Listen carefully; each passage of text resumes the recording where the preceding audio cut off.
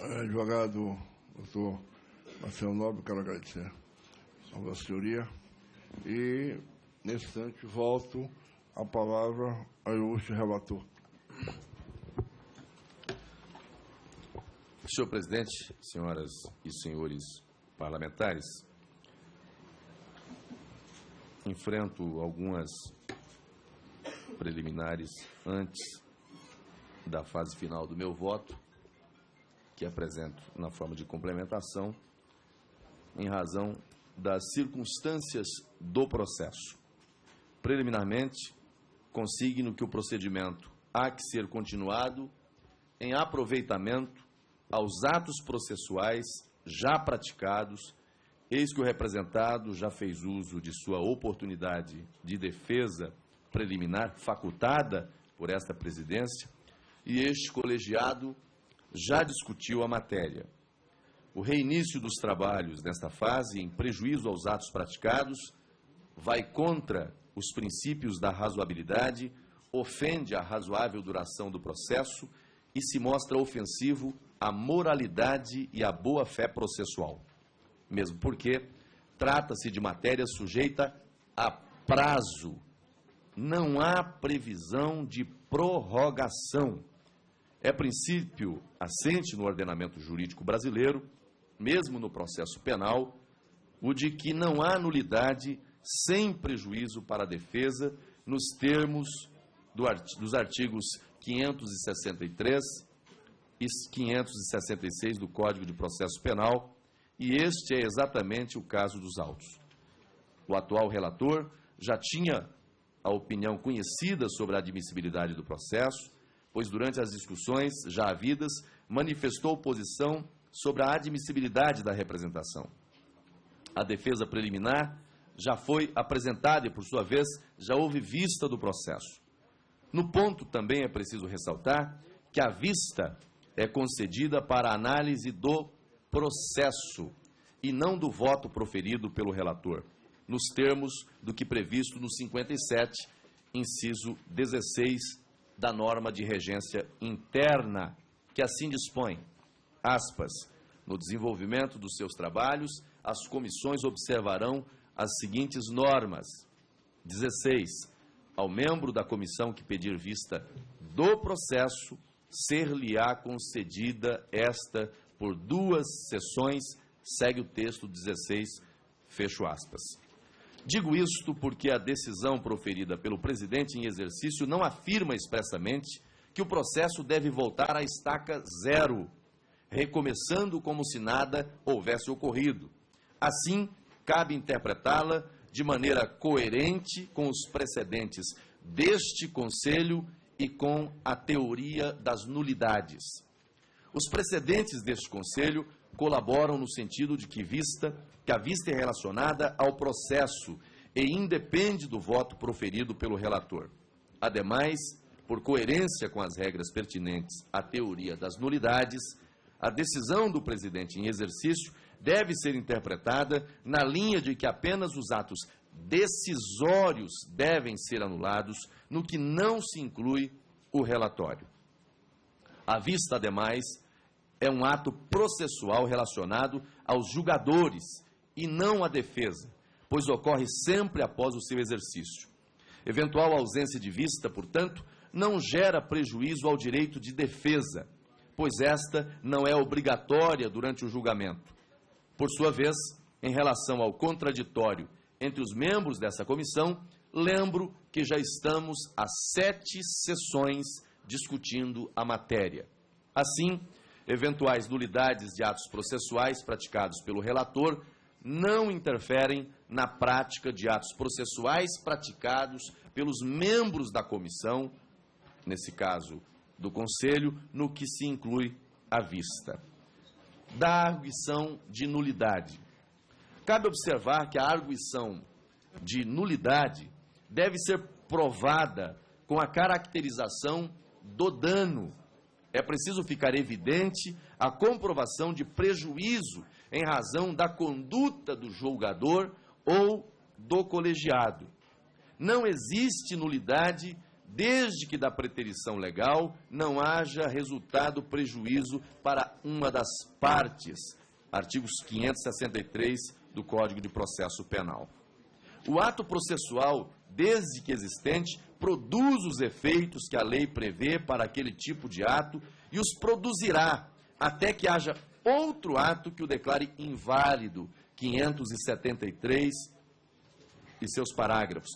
Nisso temos o princípio da permanência da eficácia dos atos processuais. A invalidade dos atos processuais somente pode ser decretada se o sistema processual previr instrumento para decretá-la, e somente poderá ser decretada no momento em que a lei admitir.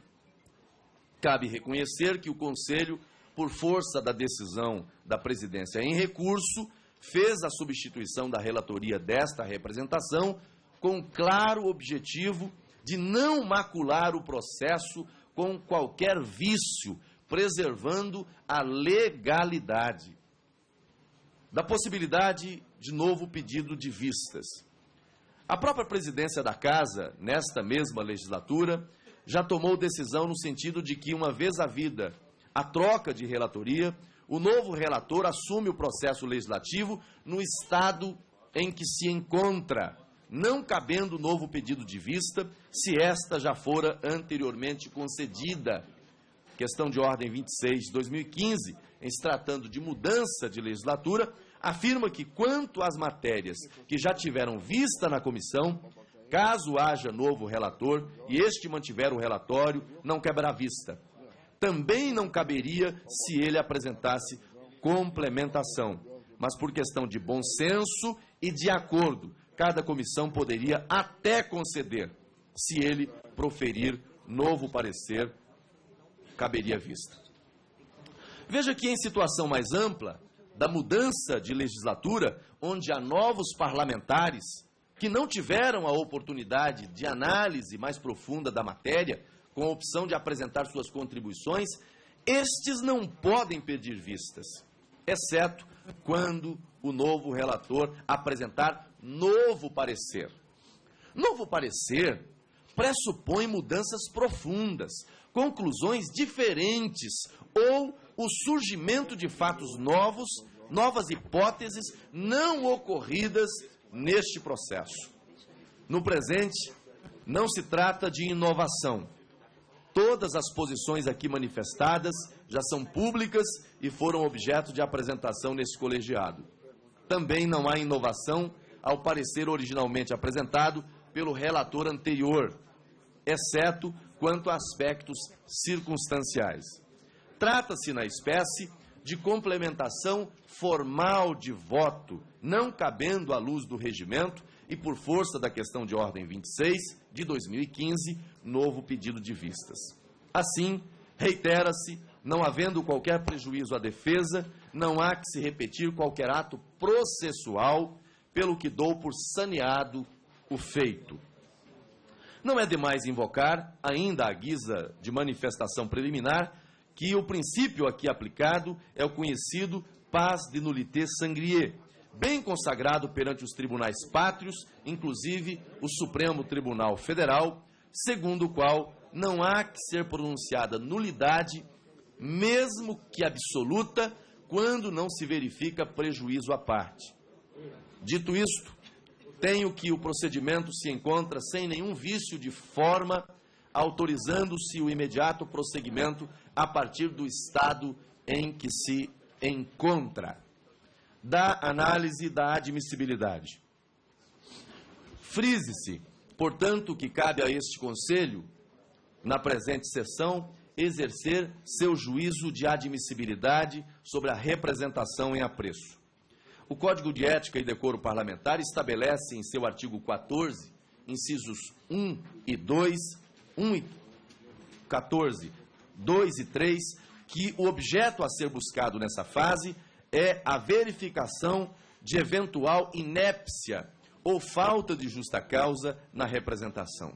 Assim, o presente relatório deve e será circunscrito a esses dois aspectos de natureza formal, eis que não cabe nesta fase qualquer juízo de mérito.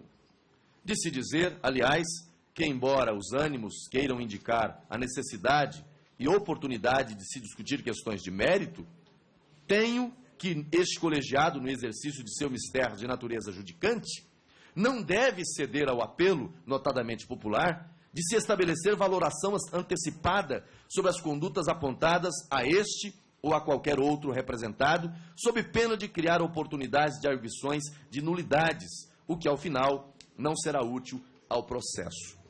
Ou seja, embora a natureza política do processo leve a eventuais considerações que antecipem posições quanto ao mérito da representação, tal conduta não aproveita ao interesse público maior, que é a correta apuração dos fatos imputados ao representado.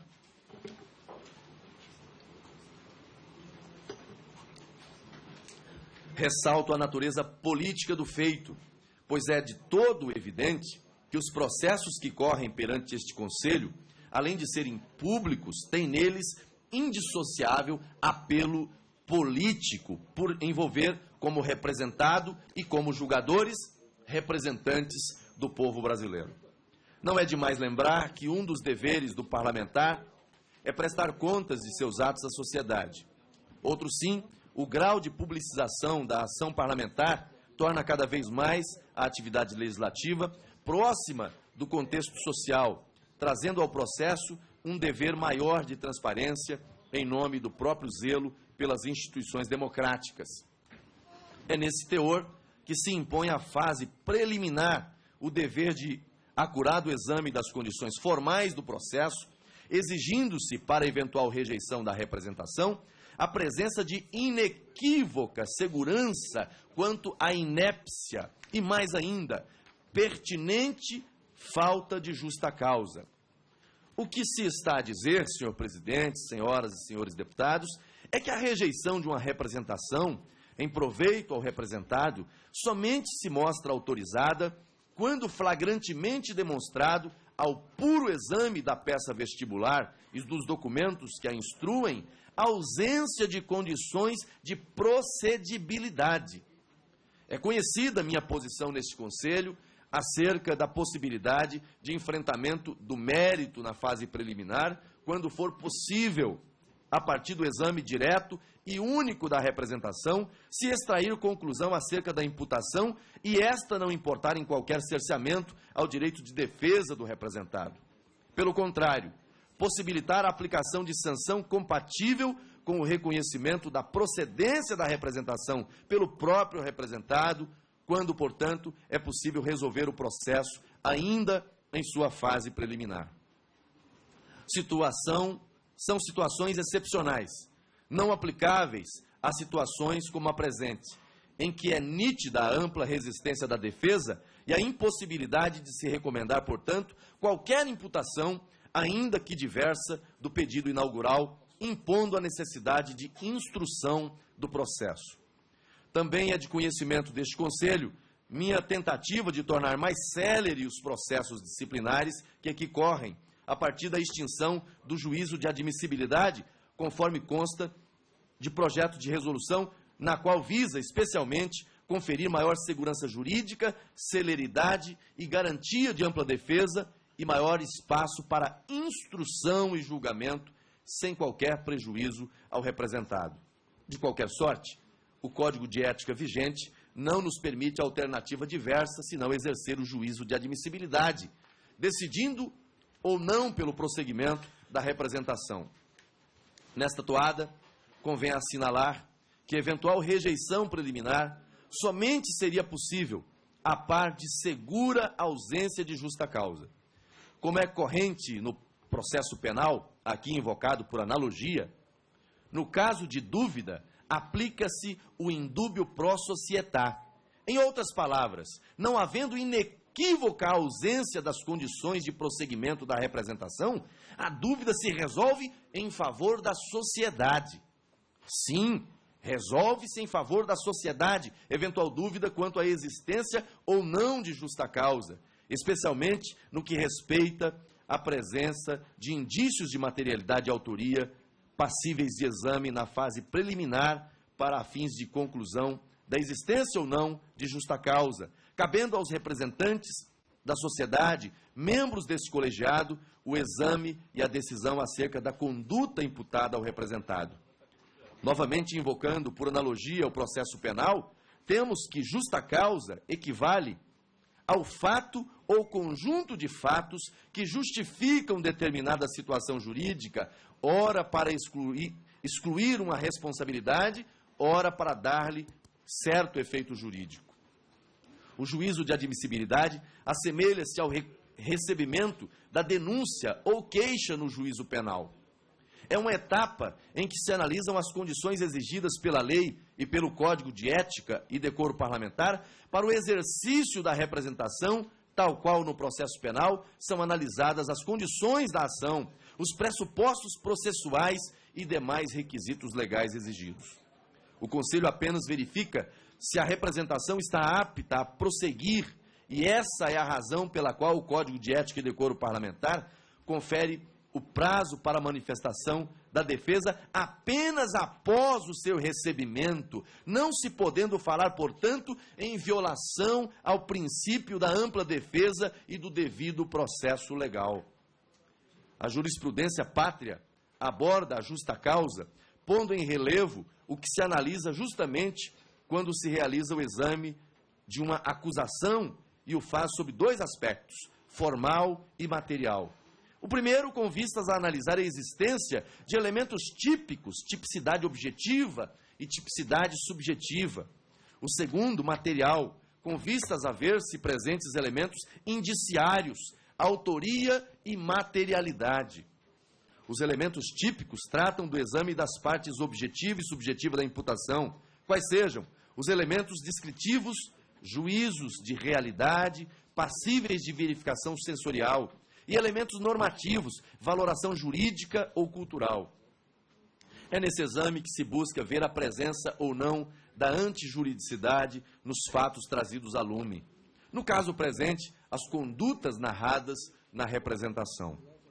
A análise do aspecto subjetivo passa necessariamente por um exame cognitivo e volitivo, que somente podem ser afastados, como já dito, a par de flagrante constatação na própria peça vestibular e em seu lastro probante da ausência de fato típico ligado a qualquer indício de autoria. Isso equivale a ponderar também em caráter absolutamente formal, se presente a indicação de elemento subjetivo ligado a motivos, tendências e intenções. E aqui acrescento, à guisa da manifestação do eminente advogado nessa sessão, a defesa reitera argumento de ausência de prova para afastar a admissibilidade, fazendo menção à busca e apreensão realizada hoje na residência do representado. Não se cuida de discutir provas nesta fase do processo. Não se trata, como já dito, de provar a existência dos tais, visto que será tarefa da fase de mérito. O que se cuida aqui é encontrar ou não, a contrário senso, elementos capazes de afastar a imputação. São casos comuns de rejeição preliminar da peça acusatória, vistos na jurisprudência, aqueles ligados especialmente a acusações sem o mínimo de provas ou baseadas exclusivamente em prova legalmente inadmissível. Acusações contraditas por elementos incontestes existentes nos autos ou deduzidas a partir de fatos irrelevantes. Também figuram nesse rol acusações quanto às quais não se mostra possível ligar a conduta, elementos indiciários, ao indigitado resultado. Não é demais repetir que não se trata jamais de cognição exauriente, impossível e incabível nesta fase. Eis que somente a instrução probatória, com garantia do contraditório, da ampla defesa, poderá permitir sejam examinados os fatos com a profundidade cognitiva capaz de assegurar, ocorrente ou não, a prática imputada ao representado. No caso em apreço, verifica-se da representação que a conduta imputada ao representado diz respeito à suposta prática de ato incompatível ao decoro parlamentar, consistente em abusar das prerrogativas constitucionais asseguradas aos membros do Congresso Nacional, Constituição Federal, artigo 55, parágrafo 1º, e omitir intencionalmente informação relevante ou, nas mesmas condições, prestar informação falsa nas declarações de que trata o artigo 18, acrescento em tese. A primeira imputação diz respeito ao conteúdo de denúncia oferecida pela Procuradoria-Geral da República no contexto da Operação Lava Jato. Como provas da suposta infração, o representante trouxe aos autos cópia da denúncia formulada pelo Procurador-Geral da República perante o Supremo Tribunal Federal contra o representado pela prática dos crimes de corrupção passiva, 2 vezes, em concurso material com o crime de lavagem de dinheiro, por 60 vezes, nos termos do artigo 317 do Código Penal e artigo 1º, incisos 5, 6 e 7 da Lei 9.613, de 98. A segunda imputação diz respeito à prestação de informações tidas como falsas por ocasião da oitiva do representado pela CPI da Petrobras. Como provas da suposta infração, o representante traz como prova ofício encaminhado pelo Procurador-Geral da República em resposta a requerimento formulado por vários deputados desta Casa com suporte na Lei de Acesso à Informação. No ponto, as respostas apresentadas pelo PGR são as seguintes: Eduardo Cunha e respectivos familiares têm contas na Suíça, as quais foram bloqueadas por autoridades daquele país. Tais contas foram bloqueadas em virtude de investigações que vêm sendo realizadas pelo Ministério Público Suíço pela prática dos crimes de corrupção e lavagem de dinheiro. Entretanto, é de conhecimento público e consta dos autos que o representante afirmou não ter nenhuma conta no exterior. Nota-se, portanto, que os fatos imputados estão consoantes com o tipo elegido pelo representante, ou seja, a conduta imputada ao representado estaria, em tese, configurando a prática de quebra de decoro parlamentar. Em um exame formal, não há como desprezar sumariamente o conjunto de provas carreadas ao feito, especialmente por se tratar de documentos públicos aos quais não se pode atribuir a característica de contraditórios ou irrelevantes quanto ao objeto da representação.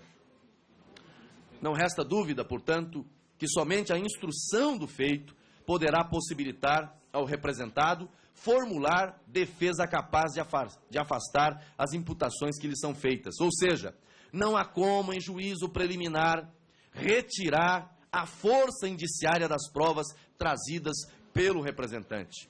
É evidente ainda que somente a instrução será capaz de permitir a este colegiado concluir pela procedência ou não da representação e pelo eventual nível de gravidade das condutas imputadas, que não se faz nessa fase do processo.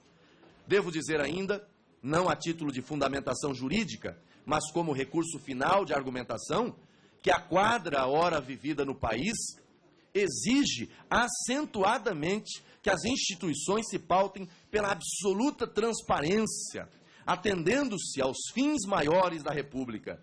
Assim, ao tempo em que esta Casa está em franca análise de um pedido de impedimento, de impeachment da Presidente da República, espera o país que, em todos os âmbitos, se assegure a lisura dos procedimentos com o fim de aprimorar a democracia e gerar estabilidade nas relações jurídicas e sociais, tão fundamental para a tranquilidade da vida social e o pleno desenvolvimento da nação. A par de tudo exposto, verificada a legitimidade ativa, a adequação em tese da conduta, reconhecida a justa causa para o início da instrução probatória e a legitimidade passiva, dou por apta a peça inicial e autorizo o prosseguimento da representação, pelo que voto por sua admissibilidade e regular processamento na forma regimental. É como voto, senhor presidente.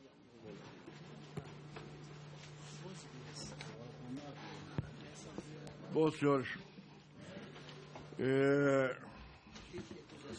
vamos dar prosseguimento. Presidente, peço a palavra como líder, inclusive.